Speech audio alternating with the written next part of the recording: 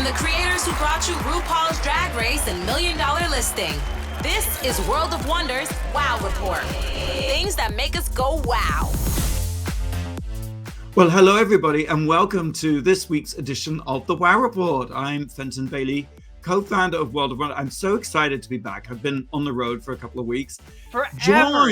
So good to have you back. I tell you, we'd forgotten what you looked like. They've forgotten I even existed. Thank you. And you know what? It's really special to be here for our 374th episode with Blake Jacobs, our so-called millennial producer, and of course the lovely James St. James. Geriatric millennial. Well, here's the thing. We are celebrating today. Blake and James have been at World of Wonder for 16 years apiece. So Unbelievable. And might I say that every day of those 16 years has been a gift, a joy beyond belief. What a liar you are. Oh my gosh. Now I've got your number. But anyway, sweet, happy 16 to James and to Blake. Thank you. On this special edition of the Wow Report. Counting down, of course, you know, as usual, the top 10 things of the week that made us go, wow. Should we start at number 10, James? Well, let's go. Number 10. I watched a Lifetime movie called The Boy in the Walls. And I know that we've talked on this show about a 1970s era made-for-TV movie called Bad Ronald. Just last week on our Halloween show, we talked about Bad Ronald. Bad Ronald. It's a movie that traumatized me as a child about a family that moves into an old house and they hear things rattling around and there's food that's missing and they feel like they're being watched, and come to find out there's a psychotic boy living in the walls who creeps out at night and terrorizes them. Well, this is deja vu. What was the episode where we talked about frogging? The episode before Halloween. Yes. So this is a leitmotif on our show. We keep talking. Well, Lifetime has done a movie, and it is once again a family moves into a house, and there's to hear something rattling around, and food is missing, and blah blah blah blah blah. And it is just terrible. It is the worst iteration of this theme that I've come across yet. But I had a wonderful time watching it. It was a great way to while away a Saturday afternoon. But interestingly, it starts off in the very beginning. It says based on a true story. Well, come to find out that the true story happened in 1987 with a boy named Daniel LaPlante, who was living in someone's walls in someone's house, which begs the question: did he get the idea from Bad Ronald, or was Bad Ronald just an outlier? And remember when I talked about frogging, one of the episodes of the show was about this Daniel LaPlante guy where he hid in this crawl space. So yes. So Bad Ronald is a movie that came before 1987, right? Yes, it came out in like 1974 or something like that. And so the idea of people living in walls and crawl spaces, I guess, is both real and in fiction, but who is inspired by whom, I guess, is the question, you know, the chicken or the egg. Right. Yeah, so I guess this movie, this Boy in the Walls, had no idea that Bad Ronald even existed. They were just basing it on this story of Daniel LaPlante. This crawl space in the walls, is it like apartment-sized crawl space, or what? No. Between the walls in a lot of old houses, there's the wall, and then there's just like a tiny little area that you can between that and the other part of the wall, I guess. Because they didn't have insulation, so it gave them a little from the outside walls or something. Maybe. It's a cavity wall. I think they call it a cavity wall. So yeah, but it's not enough. It's like you have to sort of walk sideways through. But then there's also crawl spaces, and there's all sorts of little areas. But this guy manages to have like peepholes where he watches them shower and things like that. So the movie was so bad that it de-traumatized you. Possibly. I'm no longer scared of people watching me in the walls. I want to be the person in the walls now, is basically it. Well, I think it sort of sounds fun. If I ever am homeless, I'm going to go find a house with some crawl space. Well, I mean, I guess this does happen fairly often because the show I watched had 10 episodes, about 10 different instances. Well, was the boy cute at least? He was sort of cute in a very sort of spooky, psychotic way. I would definitely do him, yes. That is not telling us much. All right, let's move on. That's streaming on Lifetime. James, is it a new movie from Lifetime? Or? Yes, it just debuted this month. They're doing all scary movies on Lifetime. Oh, I see. Okay. Look Who's Stalking is the next one that I'm going to watch. All right. Well, thank you. Number 9. Number 9. Skim Kardashian Scandal. Okay. I guess I am old and at this point out of touch because I saw this Kim Kardashian ad for her Skims line, which features the nipple bra. Yes. And she's, of course, everything with Skims is neutral tones. And she sat behind a computer, kind of like Noodles the Pooch. And she's what is it she's saying? She's saying Earth's temperatures are getting hotter, the sea levels are rising, the ice sheets are shrinking. I'm not a scientist, but I believe everyone can use their skill set to do their part. That's why I'm introducing a brand new bra with a built-in nipple. What? So no matter how hot it is, you'll always look cold. I love it. Oh my God. I'm sorry. I know Tom Campbell is not here because he's a vigorous defender of all things Kardashian, but my jaw dropped with horror. Like, no, not because I'm an old fogey, because I have an objection to nipples. I don't think global warming is a joke. Like, I'm sorry, James. And so to use it all as some big joke for her icebergs and her, I was like, why is, so I immediately turned to the internet because I know if you want something to be canceled, you just have to look it up on the internet and someone's mouthing off, condemning them for this or that or the other. Not a word. Everyone's like, oh, it's so genius. Oh, it's so funny. Oh, it's so brilliant. Not a single word about taking the existential problem in vain. Maybe that tells you what side of cancel culture you're on when you're trying to cancel Kim Kardashian for coming up with probably the most brilliant product of all time. I certainly am. I don't think there's anything brilliant in underwear worn on the outside. It's been a trend for decades. The Skim itself, I've always been kind of like, Skims, please give me a break. It's just a vest. It's just underwear. It's just, she calls it, what? Shapewear. That's it. Shapewear. What the fuck is shapewear? It's just like, it's just leggings and shit. There's nothing. I was always like, what? Skims is worth 1 billion. And then 2 weeks later, it's worth 2 billion. And now it's worth 4 billion because of a freaking nipple bra.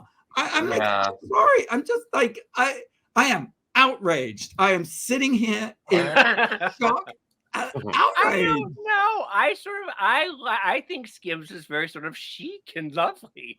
I think it's I love that it's sort of all flesh tones and shapewear. I think it's just I thought they just released a men's line too. They did, and I looked them up. It's nothing. It's just underwear. It's a vest. It's a wife beater. There is nothing original in them. She got $1 billion contract with the NBA to wear it, right? What? FD, it's just underwear, James. Calvin Klein was like 50 years ago. I am not seeing the originality. I'm not seeing the contribution to culture. I'm not seeing the usefulness other than, I guess, to accelerate global warming. So it's so good to know that everybody's nipples will be showing as we're boiling alive. We'll look cold while we're boiling alive. I love that this week you're the curmudgeon, that we get to alternate who gets to be curmudgeonly. And you're the Kardashian defender. I wouldn't dare say I'm defending them, yes. I wouldn't dare say any of this if Tom Campbell was here, because I know he's such a Kardashian fan, and I'm sure I'm going to get in trouble next week. But I'm like, really? No one's going to say anything? And even now, look at you. You're just like, ho, ho, ho. Well, I think that the pendulum swings back and forth with Kim, especially, where sometimes she's hated, sometimes she's loved, and because she came through the whole thing with Kanye, I feel like she's a little beloved right now, and that she can do no wrong. Well, she's not Taylor Swift, and but apparently there is a line that this is very great for people who've undergone mastectomies or. I have seen that, yes, where a couple of women have said that they, Yeah. have been our cancer survivors, and. Yeah. But she couldn't have been the first person to come up with a bra that has a nipple point in it. No, come on, it's the wheel. I mean, how long has the wheel been around? Like, Yeah. I feel like in the 50s there were bras with nipples. I mean, the pointy bra that Madonna used to wear. And I remember an episode of Sex and the City where Samantha had the fake nipples, remember? Yeah. So, yeah. All right. So that's erect Skim. nipples are not a new trend. Number 8. Number 8. Well, the gayest show on television is back with a vengeance, my God. And this season has everything, as Stefan would say. It had a 5-minute opening montage of women putting on hats. It has an all new hot bearded daddy in the form of Cousin Dashiell, who is just so handsome, my God. It had a terrifying off-screen gay bashing. It has Cousin Luisa's reveal that has been building all season, last season, that she has a secret, a deep, dark secret. And we learned that the secret is that she teaches watercolors to children on Thursday afternoons. And it's the biggest scandal New York has ever seen. The horror. Will she recover socially? There's a big overarching season plot with will Bertha get Mrs. Astor to get a seat at the new Metropolitan Opera Company? It's just, we're all on the edge of our seats on pins and needles. Will she get a seat at the opera? The show is terrible. The plots are horrible. The acting is rotten, but it's the best show on television, and I hope it gets 20 seasons. I thought you loved it last season. Yeah, I do love it. Don't you get it? I love everything about this. I am literally I love every scene of the entire cast, especially Morgan Spector, who plays Bertha Russell's husband, who is so handsome, and the beard, and he's just dark and swarthy, and also Harry Richardson, who is the son of the Van Ryden, of Bertha, I guess. And but anyway, Carrie Coon, who is Bertha, who is the nouveau riche arriviste, who arrives on the scene and is trying to take over Manhattan society. Last season, she was pregnant the entire season, and so they could only the outfits couldn't be that big, fabulous, and they had to just show her from the boobs up, like she couldn't. But now she is swanning around in the most outrageous nouveau riche ball gowns you've ever seen, and she changes, 50 times an episode. It's just absolutely fabulous. It really is. It is so gay. It is so gay. What is gay about it?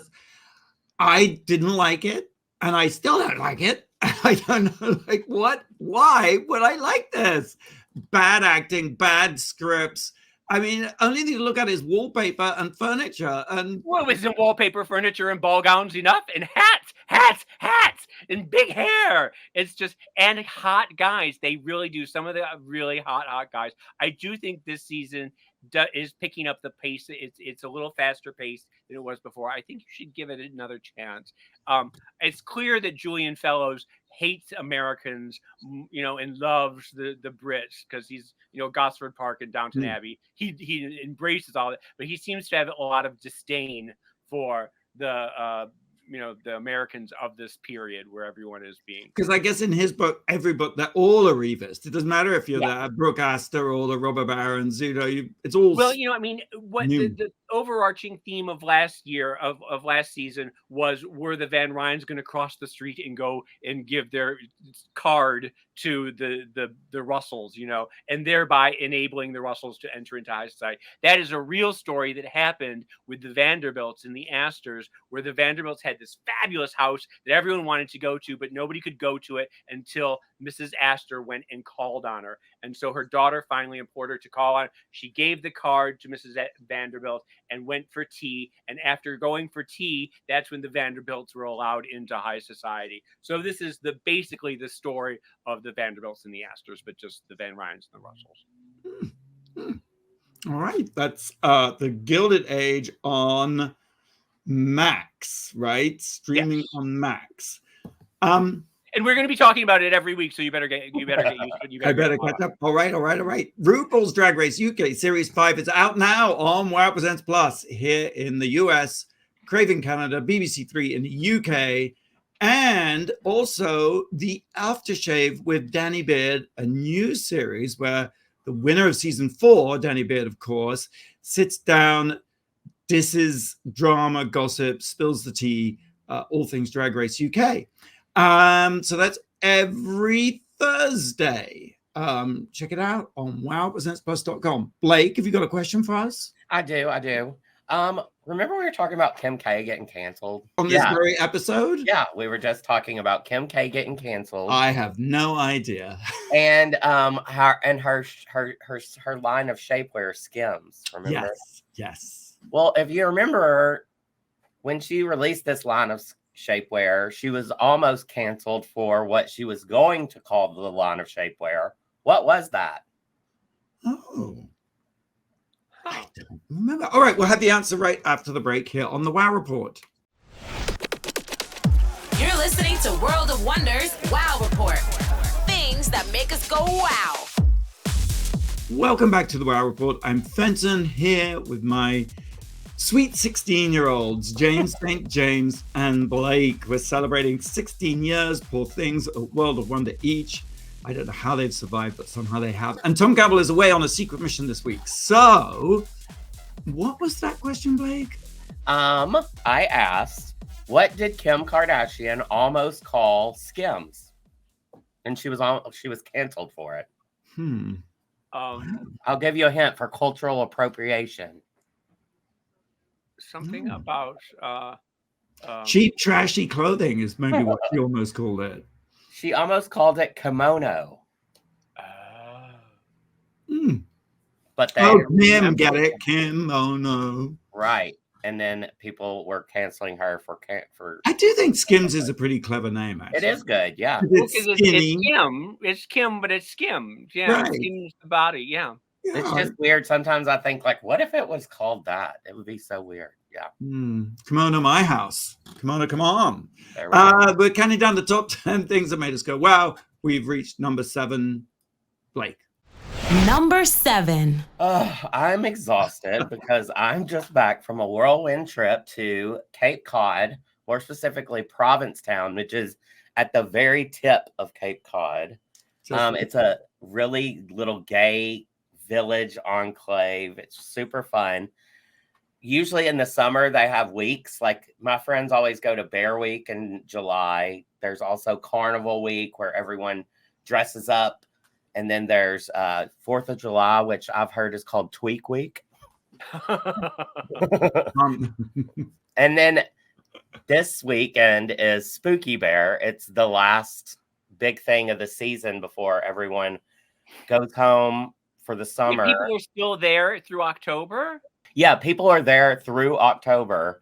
This is the last weekend. There were a lot of things that had closed because, like stores had or restaurants had run out of food. So you'd go in and it'd be like, we don't have any tater tots left. Sorry.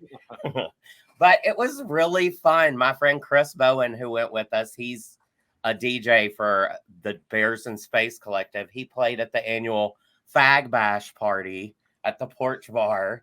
And I mean, I want to go another time and actually spend more time in Provincetown and Cape Cod and specifically, and less time partying, because they have like these dune tours that you can take. They have beaches that you can walk way out to, and they have these little shacks where people could live back in the day. Something weird like that. They have whale tours where whales are just like right next to your boat. It's really cool. And have y'all ever spent time up in Cape Cod? Yes, because I've been scouring every bookstore on the planet, and I went to a book event there over the summer. And I think there was a bit of a panic. So people were like, don't go in the water because that's where Jaws was set. And sharks are quite plentiful up there, especially with global warming that Kim Kardashian thinks is such a joke. But sharks are really bad in P-Town. But John Waters is there every year. All the drag. It's very much an artist enclave, and it's always, Tennessee Williams was always writing there, and it was It's totally gay. It's totally gay. It's really fun. James, Blake was group texting us the other day about getting back and the travel. And I thought it was you who was texting. And I thought you were at Spooky Bear. And I was like, I don't understand. James went to Spooky Bear? No. I would love to. I'd love to see it sometime, though. It's funny because I remember last year, there was American Horror Story was set in P-Town over the winter with Macaulay Culkin as a methed out. I think it was vampires.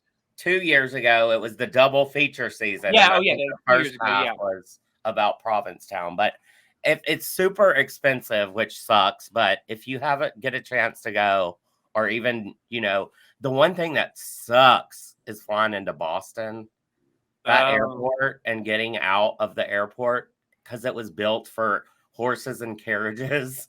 So getting there, there's underground tunnels that once you're under there, your GPS doesn't know where you are. So it's crazy.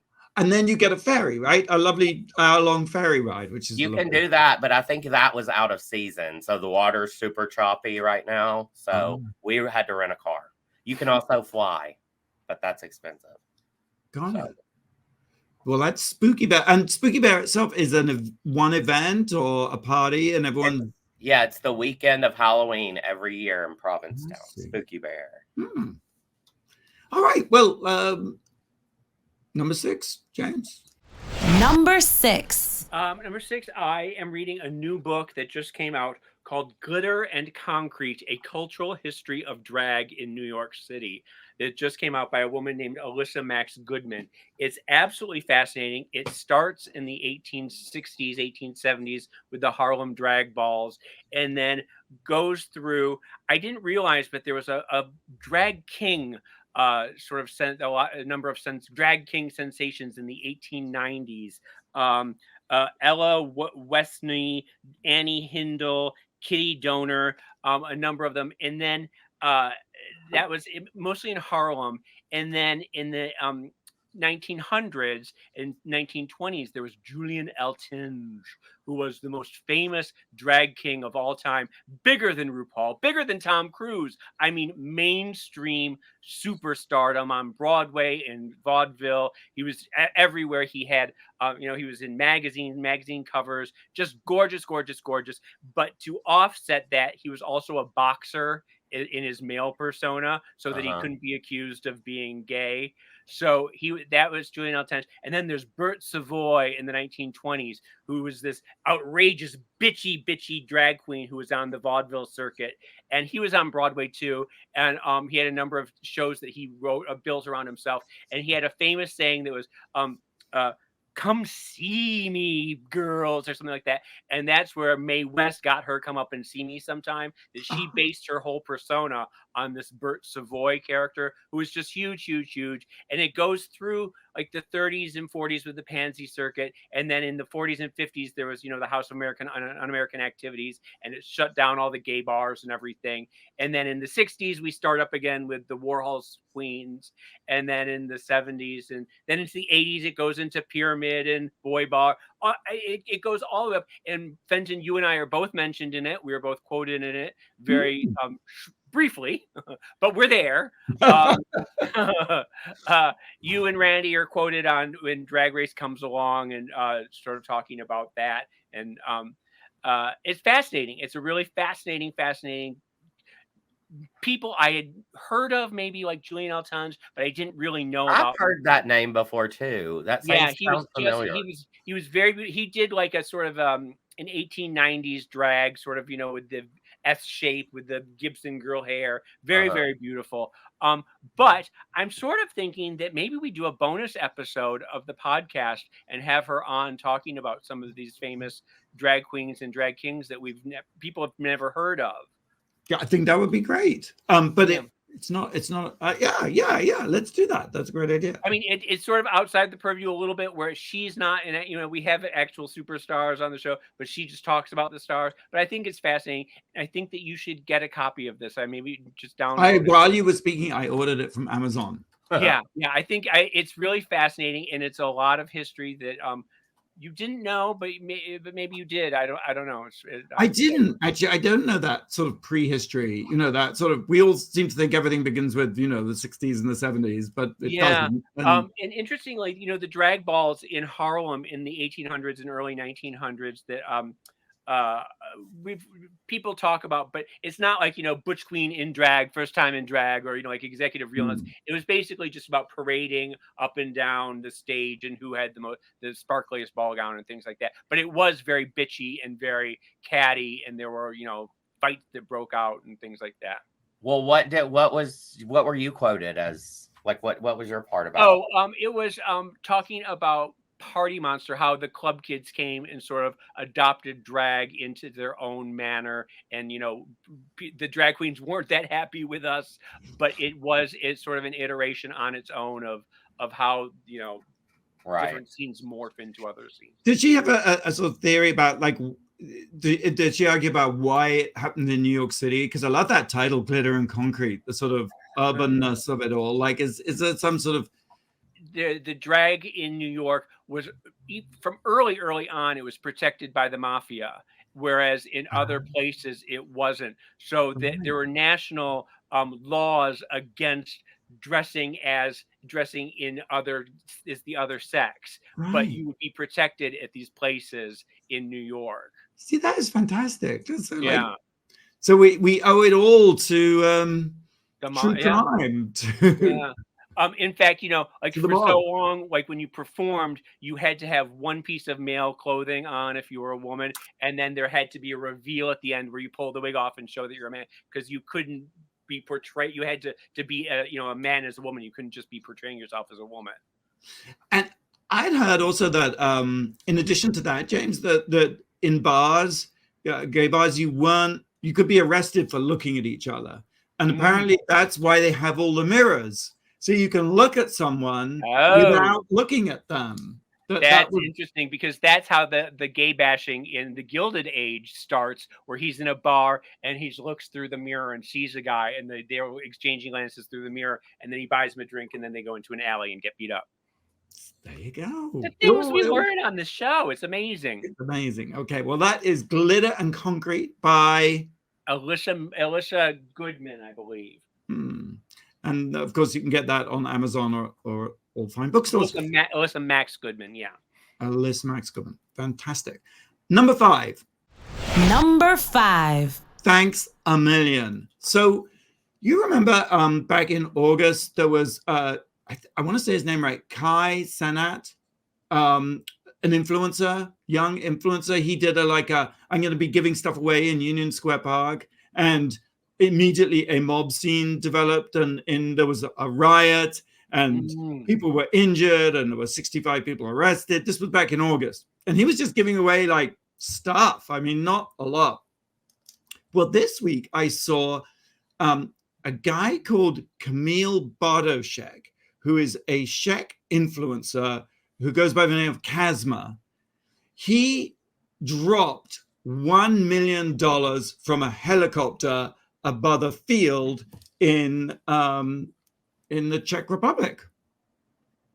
Yes, he did. He was running a competition on his socials where people had to decode a clue from something called One Man Show the Movie. I couldn't really tell you what that is. I hadn't looked it up.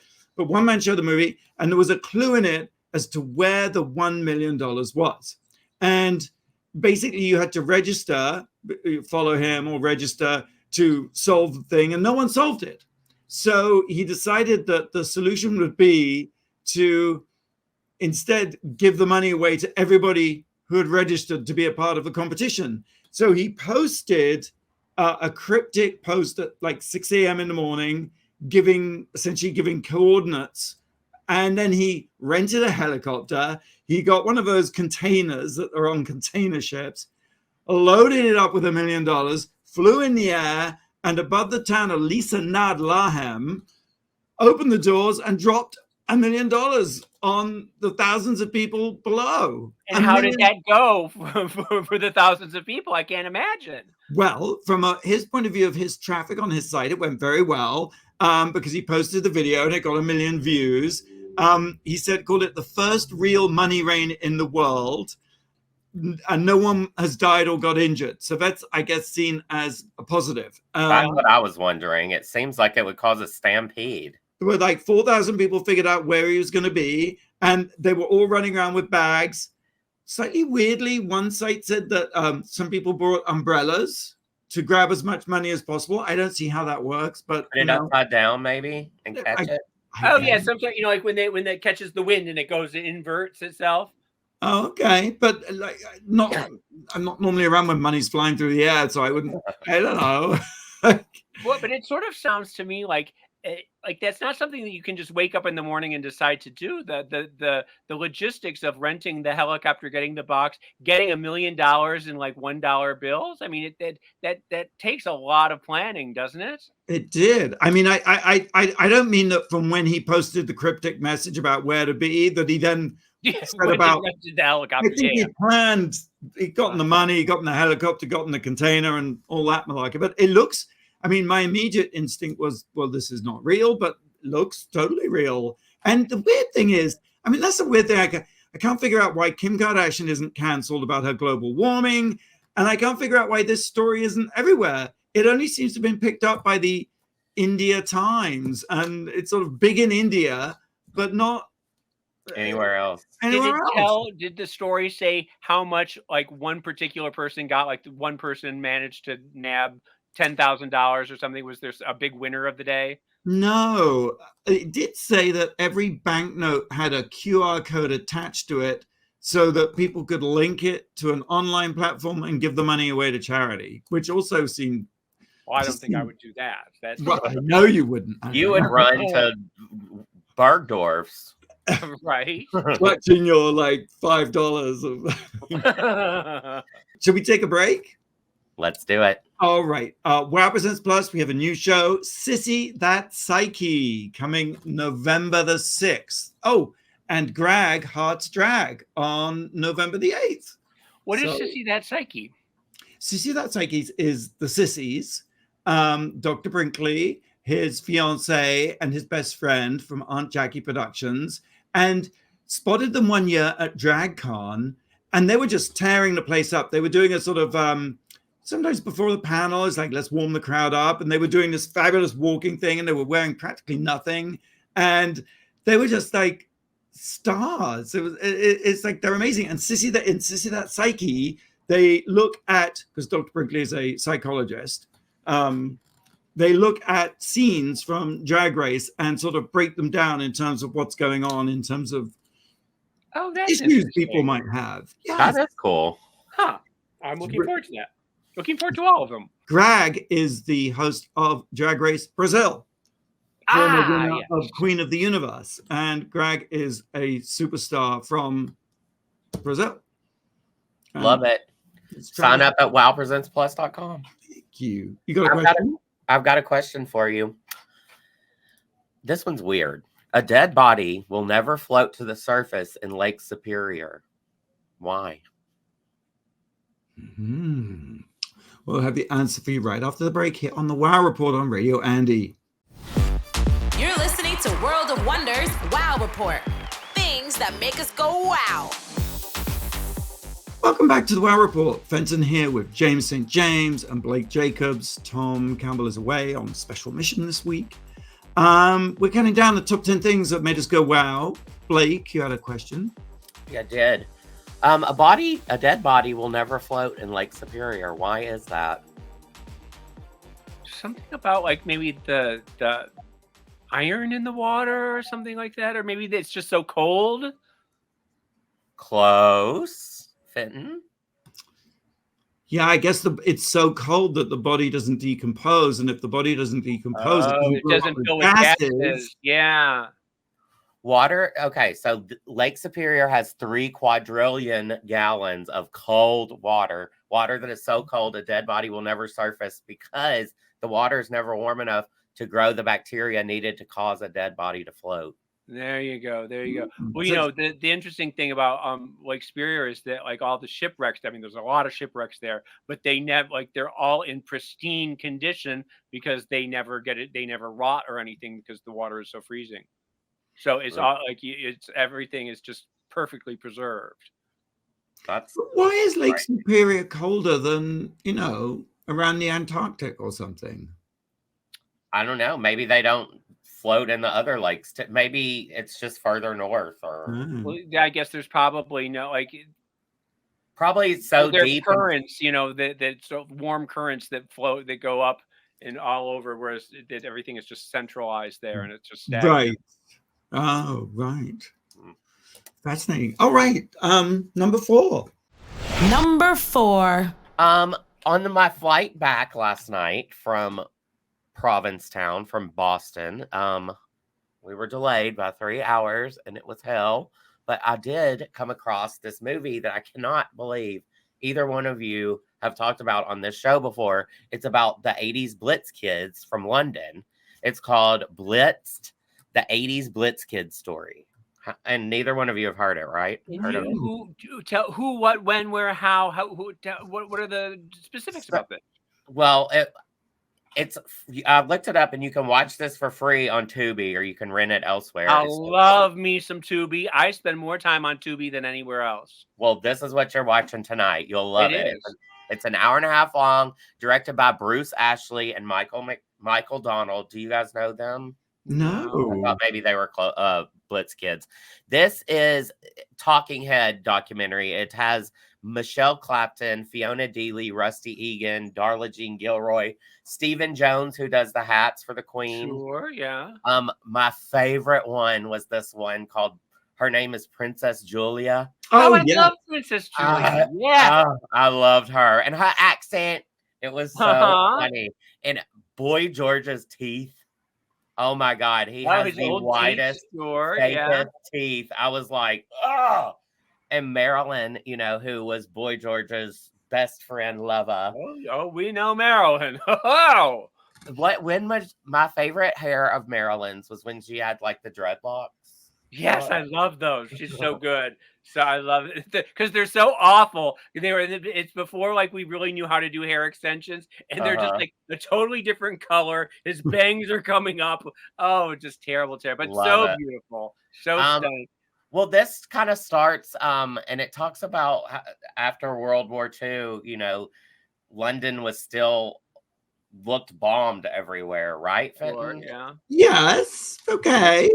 Yeah. Well, I'm asking you, and then everyone was like protesting.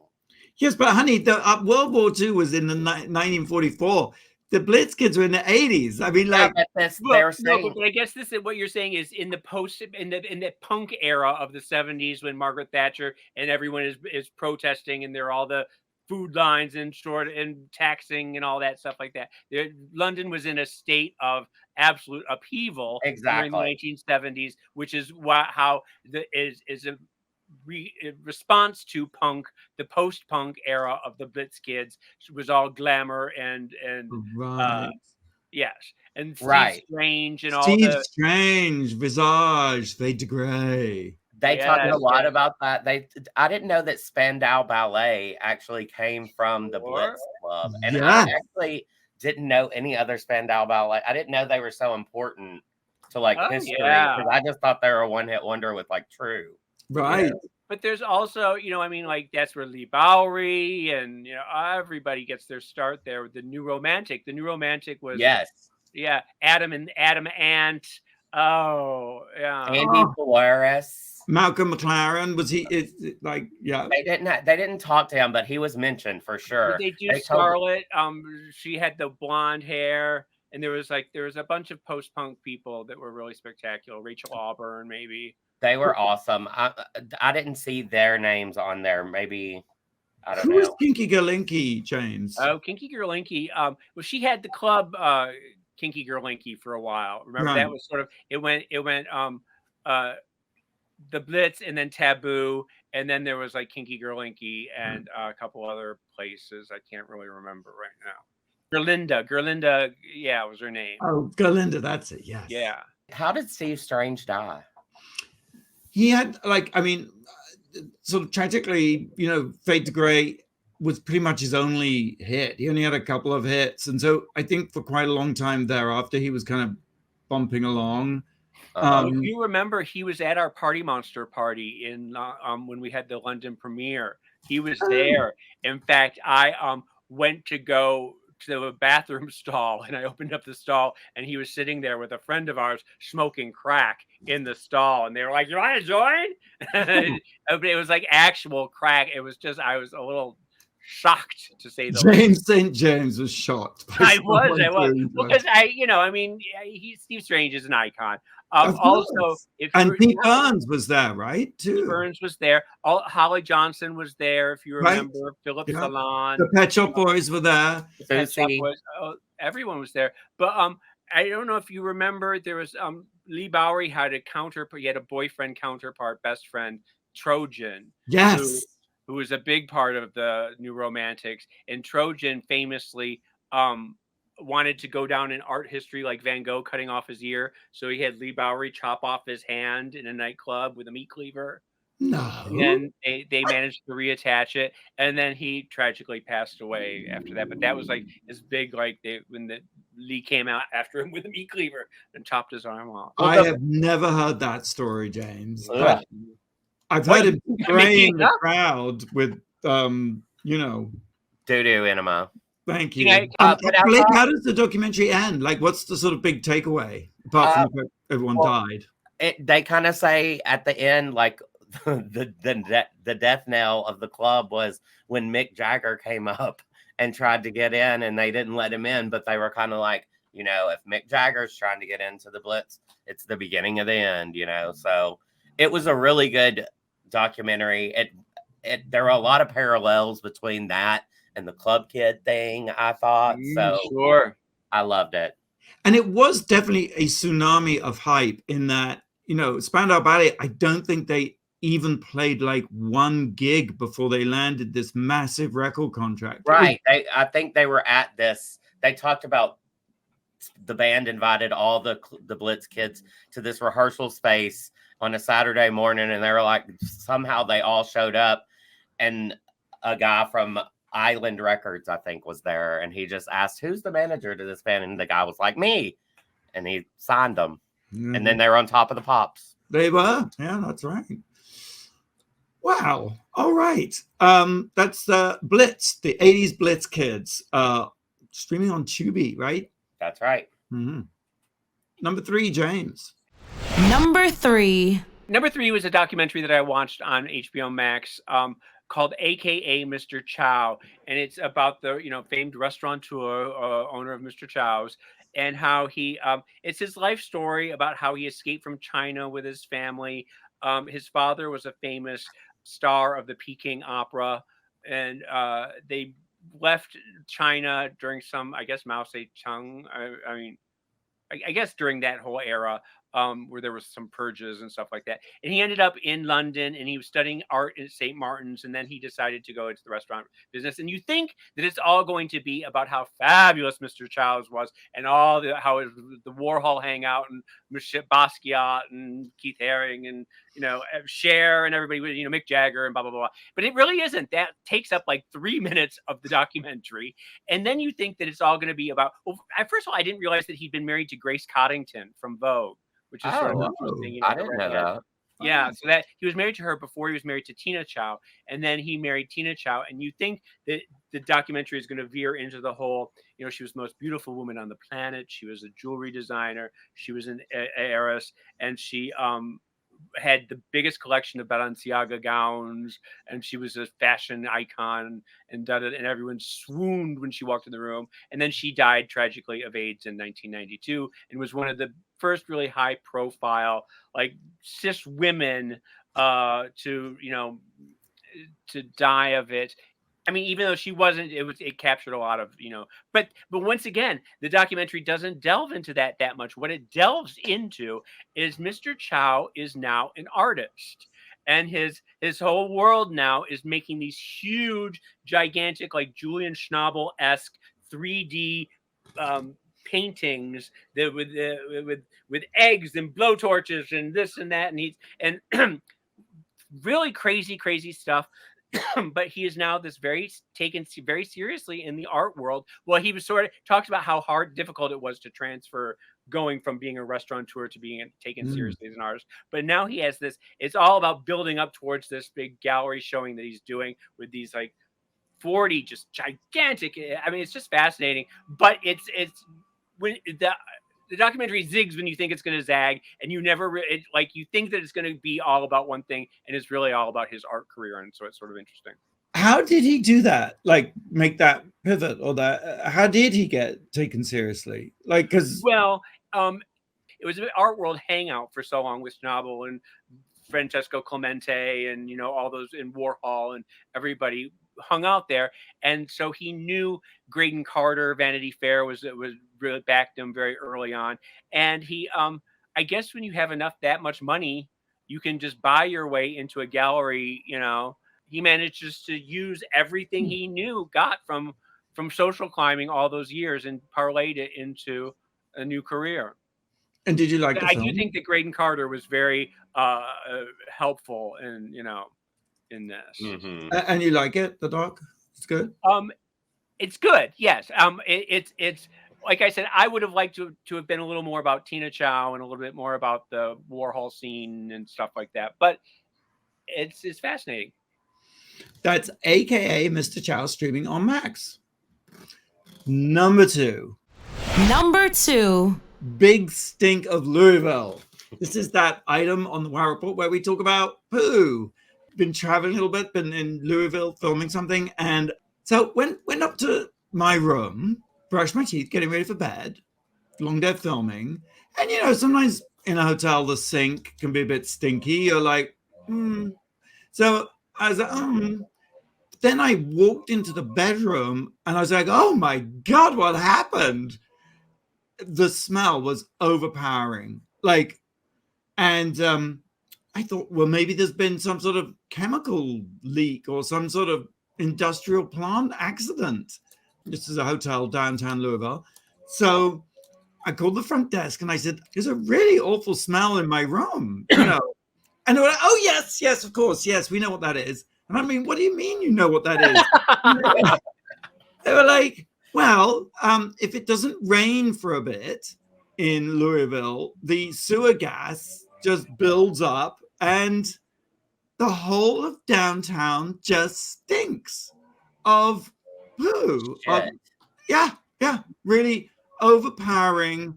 Nothing you can do. You can't open the windows because it's outside. I mean, it's everywhere.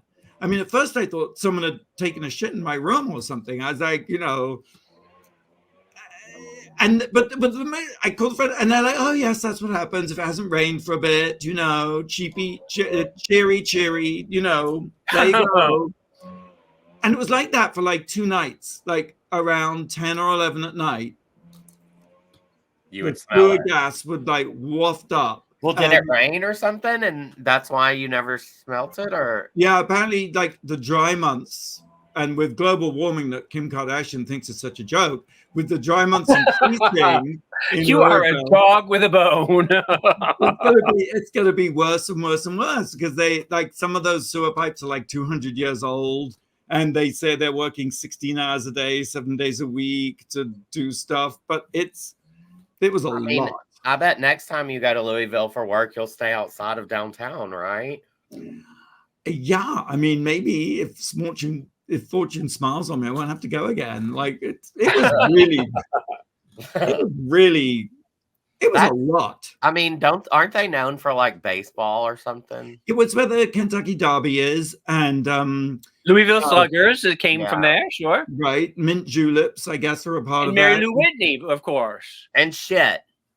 And I think F. Scott Fitzgerald, when he was in the war, actually served there so that when Daisy Buchanan is in the bathtub in The Great Gatsby, clutching a letter that's disintegrating, apparently she was in the Sealback Hotel in Louisville, in old Louisville. The things we learn. The things we learn. So, and I'm sure they didn't have that problem in The Great Gatsby era. They were brand new then. Yeah.